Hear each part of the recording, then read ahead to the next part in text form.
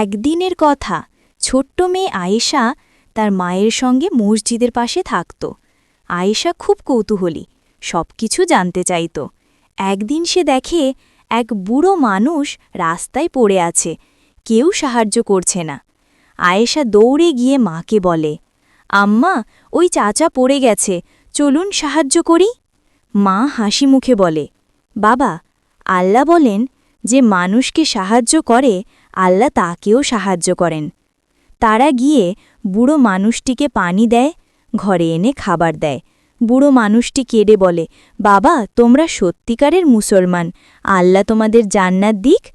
সেই দিন থেকে আয়েশা প্রতিদিন কারোর না কারো সাহায্য করত। শিক্ষা: দয়া আর সাহায্য করা আল্লাহর প্রিয় কাজ। বন্ধুরা, আল্লাহর জন্য ভালো কাজ করো। আর গল্পটা ভালো লাগলে লাইক, কমেন্ট আর সাবস্ক্রাইব করতে ভুলো না।